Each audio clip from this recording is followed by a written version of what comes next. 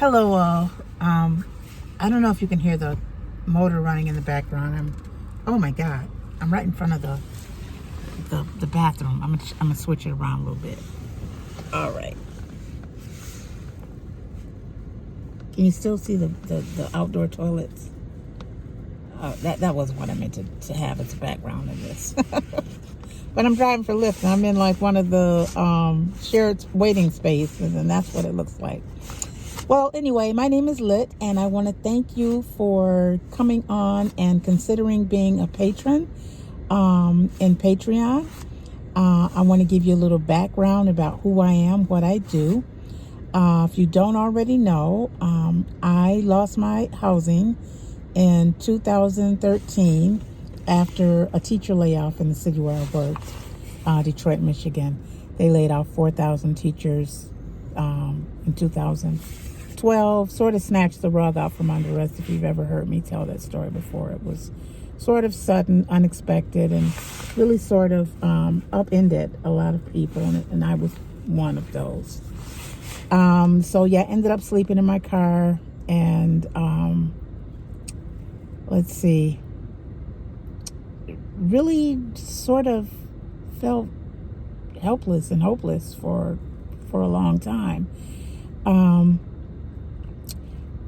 And then I discovered along the way, from going to the various agencies that had programs for people who were experiencing homelessness, I met people, and through that process, I discovered the Ground Cover News.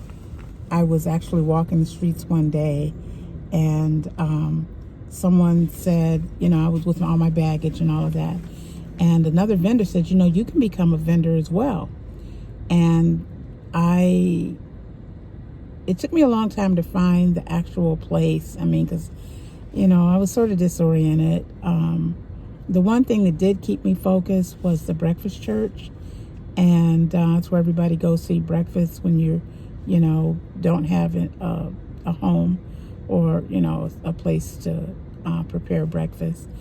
And they had a program called WRITE, After Breakfast, and I was invited to join a workshop there. And I joined that workshop, and I ended up responding to one of their prompts. Their prompts was, what gives you focus at the end of the day or at any point? And I decided to choose my breakfast meal, the oatmeal. And I wrote a little piece on it, and I took it to Ground Cover, and they published it, which was awesome being published. They publish just about anything that has any merit to it, but it was just awesome being published. And they told me I could sell the paper, and I ended up selling it. And it was $1 back then, and I was able to put a little gas in my car and that sort of thing.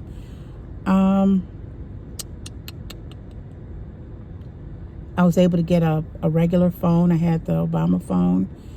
I just felt a little traction, coming into my life.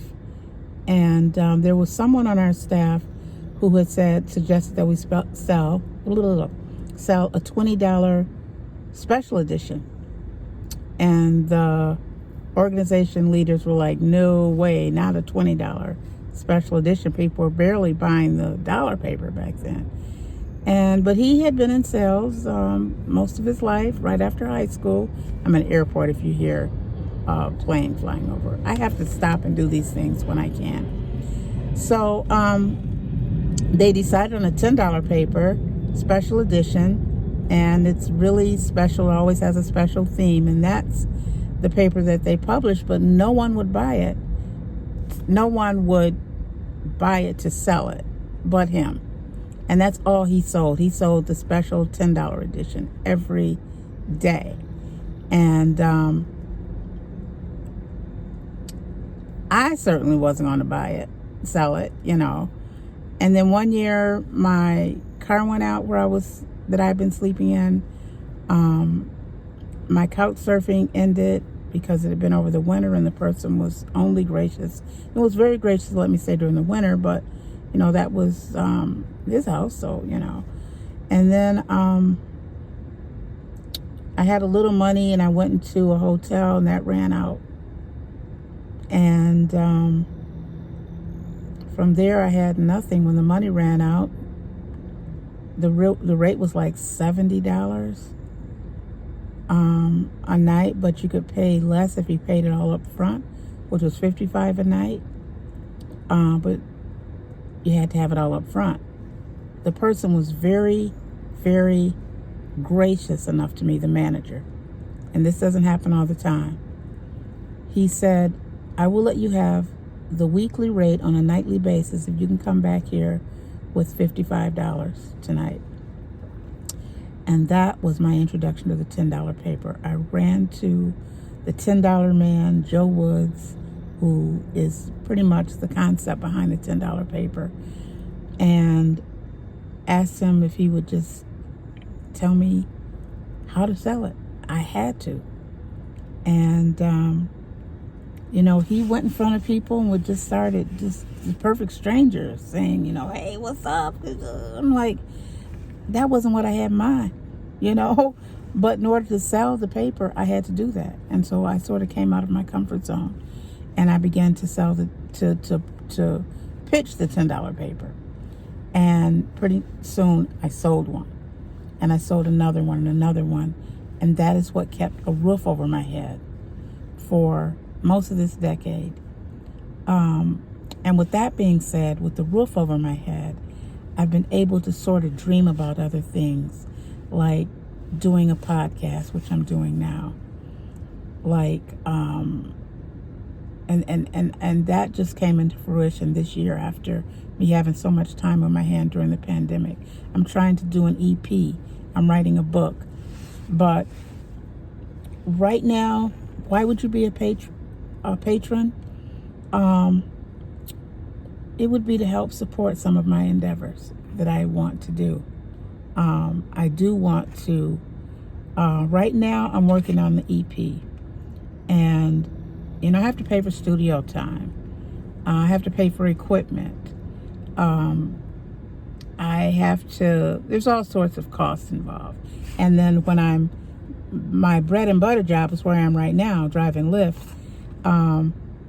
If I am not working on my EP, then I can't get it done. And so I need some time off for that. So your being a monthly patron would help me sort of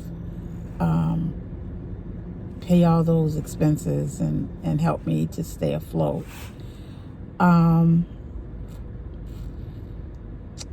And the only thing I can do right now is to, depending on the tier that you decide, because I think there are 3 tiers, one for 5, 10, 15. So everybody's going to get a little bit of something, It depends on how far you want to go in supporting me. So I'm going to give you like updates. Everybody's going to get updates on what I'm doing. It's just like, you got this video right now, this introductory video. I'm going to give you some insight as to where I am on my journey in getting the EP done. I'm going to focus right now on the EP. Most of my energies that if you're a patron, if you get a Patreon membership, for me, you're going to help me meet the cost for doing the EP. So I'm going to give you background info on how I'm coming along with that. And that's everybody.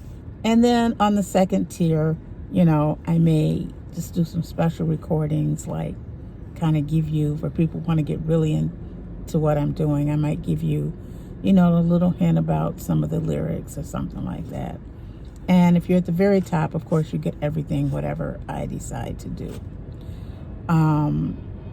On the EP, all of these are going towards my EP, and the EP, I want to have it done by Christmas. So I need patrons NOW, like yesterday. So I hope you will decide I shouldn't have to bring this up. I would think that anyone fighting the homeless crisis, and all of my EPs, everything that I do, all my energy is towards ending the homeless crisis. So the songs that I do, they're going to be in that vein, in that area, both the cover songs and the songs that I wrote. They're going to be in that vein. But I have to somehow disclose, but anyway, I have no problem saying that I'm a Trump Republican and that there's a reason for that. I write about it. I don't know if I'm going to sing about it or not, but anyway. So I don't want people saying, because I know how the climate goes, ending the homeless crisis should be nonpartisan as long as someone's fighting for that goal. But I know people will say, oh, guess what? I didn't know, I want my money back or something like that. You know what? I'm going to let you know right now that that's who I am. And I am a conservative. And that that's my politics. That's where I am. But with that being said, what else do I need to tell? I'm Baptist. Anyway, I was raised Baptist. Anyway, hopefully all that's beside will go by the wayside. If you decide to be a patron, I hope you do, and I hope to see your name, and I hope to be able to upload videos of my progress until I get the EP done. So thanks for stopping by today. I hope that you will be the one that I'm making videos for, and I hope I can get this EP done by Christmas. All right, I'll talk to you soon. I hope. Take care.